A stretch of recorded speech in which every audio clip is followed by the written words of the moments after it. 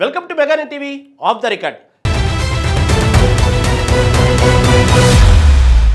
అతి వినయం దూర్త లక్షణం అన్నట్టు భక్తి ముసుగులో కొందరు చేసిన అధర్మం ఇప్పుడు వారి మెడకు చుట్టుకుంటోంది. తిరుమల లడ్డు నెయ్యి కల్తీ వ్యవహారంలో ఇప్పుడు అసలు సినిమా మొదలైంది. ఇప్పటి వరకు సిట్ చేతుల్లో ఉన్న ఈ కేసు ఇప్పుడు కేంద్ర దర్యాప్తు సంస్థ ఎన్ఫోర్స్మెంట్ డైరెక్టర్ గుమ్మంలోకి చేరింది. హవాలా మార్గంలో కోట్లు చేతులు మారుతున్నాయన్న పక్కా ఆధారాలతో ఈడీ రంగంలోకి దిగడంతో ఈ పాపంలో భాగస్వాములైన పెద్దల గుండెల్లో రైళ్లు పరిగెడుతున్నాయి.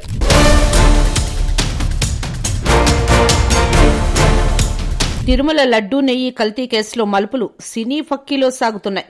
గత వైసీపీ ప్రభుత్వ హయాంలో జరిగిన ఈ దారుణంపై ప్రస్తుత కూటమి ప్రభుత్వం ఉక్కుపాదం మోపుతోంది. ఈ కేసులో తాజా పరిణామాలను గమనిస్తే సిట్ దర్యాప్తులో బయటపడిన హవాలా లావాదేవీలే ఈడీ ఎంట్రీకి ప్రధాన కారణం. సుమారు 235 కోట్ల విలువైన ఈ నెయ్యి సరఫరా కుంభకోణంలో దాదాపు 20 కోట్లకు పైగా హవాలా మార్గంలో తరలినట్లు సిట్ నిర్ధారించింది. మనీ లాండరింగ్ నిరోధక చట్టం కింద ఈడీ కేసు నమోదు చేసి తన వేటను ప్రారంభించింది.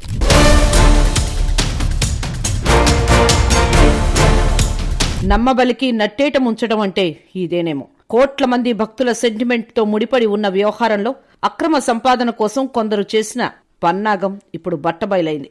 అప్పనంగా వస్తే 6 అడుగుల లోతుకు వెళ్తుందన్నట్టు అడ్డదారిలో సంపాదించిన సొమ్మును ఎంత జాగ్రత్తగా దాచినా పాపం పండినప్పుడు అది బయటపడక తప్పదు.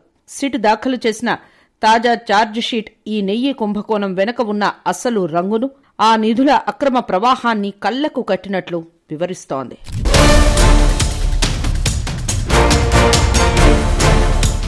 ఈ కథకు కేంద్ర బిందువు దేశ రాజధాని ఢిల్లీలోని పురాతన వీధులు గల చాందీ చౌక్.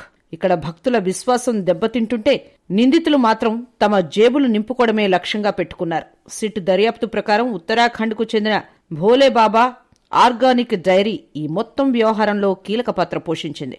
ఈ డైరీ డైరెక్టర్లు పోమిల్ జైన్, విపిన్ జైన్లు కేవలం పాల వ్యాపారులు మాత్రమే కాదు, హవాలా నెట్వర్క్ ను నడిపించిన అసలు సూత్రధారులు. నెయ్యి సరఫరా పేరుతో వీరు సృష్టించిన మాయాజాలం సామాన్యమైంది కాదు.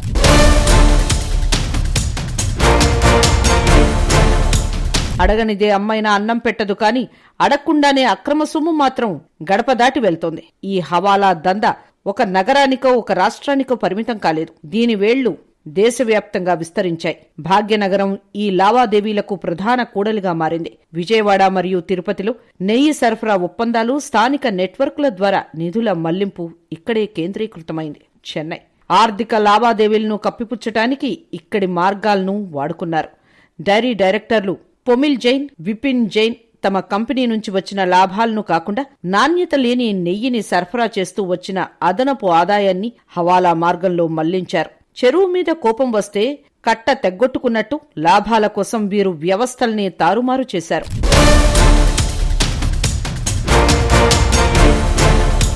సిట్ అధికారులు దాఖలు చేసిన ఛార్జ్ షీట్ బాంబు లాంటి నిజాలను బయటపెట్టింది. నిందితులు కేవలం ఫోన్ కాల్స్, కోడ్ వర్డ్స్ ఉపయోగించి కోట్లాది రూపాయలను చేతులు మార్చారు. తాము చేస్తున్నది ఎవరికీ తెలియదు అనుకున్నారు. కానీ సాంకేతిక ఆధారాలతో సిట్ అధికారులు వీరి ఆట కట్టించారు. ఉత్తరాఖండ్లోని చిన్న డైరీ నుంచి ప్రారంభమైన ఈ ప్రస్థానం వేల కోట్ల టర్నోవర్కు ఎలా చేరింది? నాణ్యతా పరీక్షల్లో విఫలమైనా కూడా నెయ్యి సరఫరా ఎలా కొనసాగింది? వీరికి వెనక ఉన్న రాజకీయ, ఆర్థిక అండదండలు ఎవరివి? ఇవన్నీ ఇప్పుడు ఛార్జ్ షీట్ ద్వారా వెలుగులోకి వస్తున్నాయి.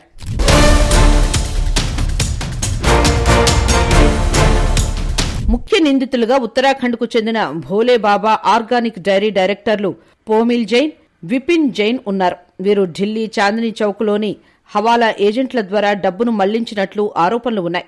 ఈ డబ్బు ఎవరెవరికి చేరింది అనేది ఈ కేసులో కీలక అంశం. దర్యాప్తు ప్రకారం భోలేబాబా కంపెనీ నుంచి హవాలా మార్గంలో వచ్చిన సొమ్ము తిరుపతి మంగళం ప్రాంతంలో ఓ ఇంటికి చేరింది. అక్కడి నుంచి 75 లక్షలు టీటీడీ డైరీ నిపుణుడు అయిన విజయభాస్కర్ రెడ్డికి, 31 లక్షలు కమిషన్ ఏజెంటు శ్రీనివాస్ కు, మిగతా 19.86 కోట్లు వైష్ణవి డైరీ సీఈఓ అపూర్వ చావ్డాకు చేరినట్లు సిట్ దర్యాప్తులో తేలింది. ఆ డబ్బును వారు ఏం చేశారో తెలుసుకుని దాన్ని రికవరీ చేయాలనేది ఈడీ ప్లాన్. అలాగే హవాలాలో ఎవరెవరి పాత్ర ఉందో వారందర్నీ కటకటాల వెనక్కి నెట్టే పని మొదలైందని తెలుస్తోంది.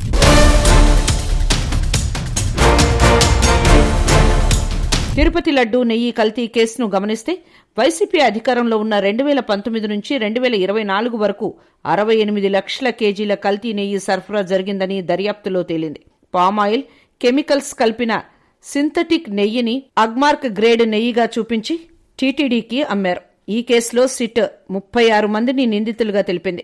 ఇప్పుడు ఈడీ ఈ నిందితులందరికీ నోటీసులు పంపి ప్రశ్నించనుంది. మరి ఈడీ దర్యాప్తులో మరిన్ని కొత్త కోణాలు వెలుగులోకి వస్తాయా అనేది త్వరలో తెలుస్తోంది.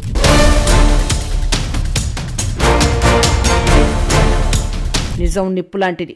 తిరుపతి లడ్డూ విషయంలో జరిగిన అపరాధం ఇప్పుడు హవాలా మలుపు తిరిగింది.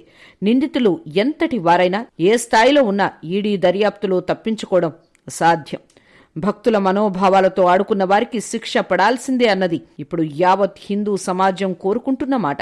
మరి ఈడీ నోటీసులతో కటకటాల వెనక్కి వెళ్లే ఆ పెద్దలెవరు తెలుసుకోవాలంటే వేచి చూడాల్సిందే.